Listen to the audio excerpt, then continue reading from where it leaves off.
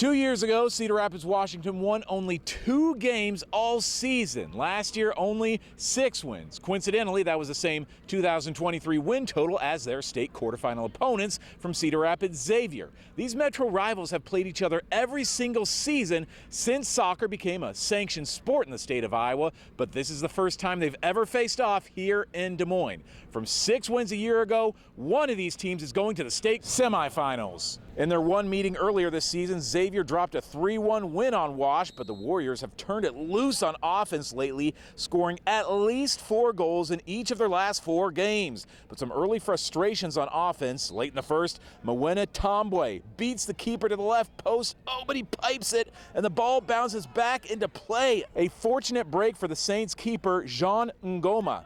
No shortage of opportunities for both sides in the Cedar Rapids battle. A diving stop from Washington sophomore keeper Aiden Erickson to keep it scoreless early in the second period. But the levee finally breaks 15 minutes into the second. From 25 yards out, Jacob Klein sends one off the fingertips of the keeper, catches the right side of the net. Klein's 15th goal of the season finally has Wash on the board. The hooligans on the sideline can smell blood in the water with 15 minutes remaining. Holden Smith with a perfect connection between foot and football.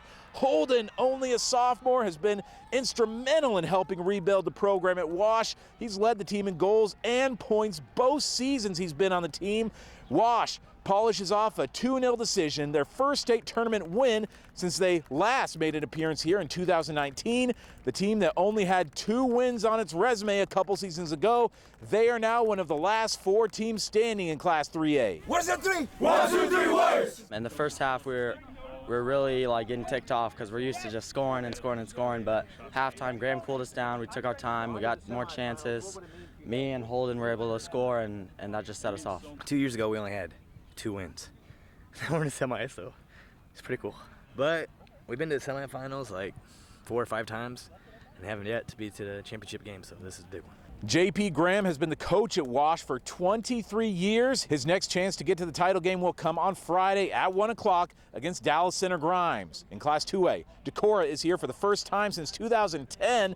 9 straight wins coming into the tournament. They've outscored their last 9 opponents 39-1, haven't lost to a 2A team all season, but a severe setback for the Vikings just 20 minutes in.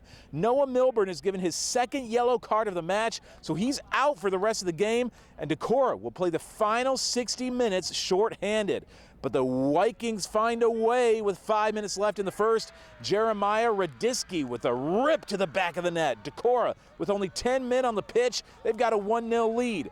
That holds until there's only 4.5 minutes left in the second period. Perry gets some pressure in front of the net. The Decorah keeper gets the ball jarred out of his hands, and Jose Ortega is there to take advantage. Perry levels the match at 1-1. 1 overtime, 2 overtimes, still even at 1. So we're going to a shootout to decide the semifinalists.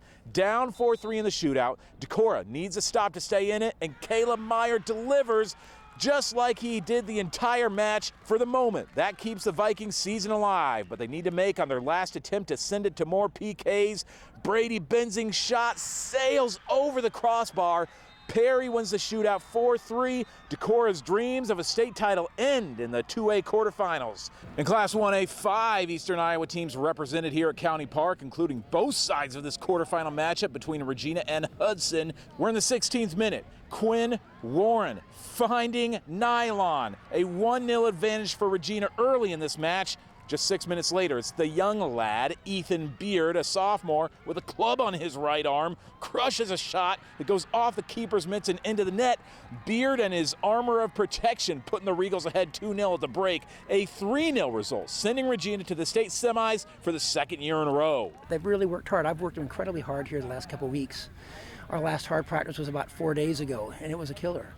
And boy, I don't, it may not have looked it tonight, but I think it'll pay off here in the next couple of days. Regina gets the winner of North Fayette Valley and West Sioux. The Tigerhawks are 0-2 in their previous quarterfinal appearances, but they're working with a 2-1 lead in the second period. West Sioux has a PK opportunity. Trey Frieden gobbles it up. NFV QF winners for the first time as a program. This school only started playing soccer in 2019. Now they're bound for the state semifinals. On the other half of the bracket, West West Liberty is here for the 5th straight season. The Comets are in overtime against the defending 1A champions from Western Christian, tied at 1. There's a loose ball in front of the net. Bruce Songa gets a foot on it. Golden goal game winner. Songa sends West Liberty back to the state semis with a 2-1 sudden death win over the reigning champs. They meet Van Meter on Friday afternoon. Reporting from County Park in Des Moines, Owen Sebring, Iowa's News Now Sports.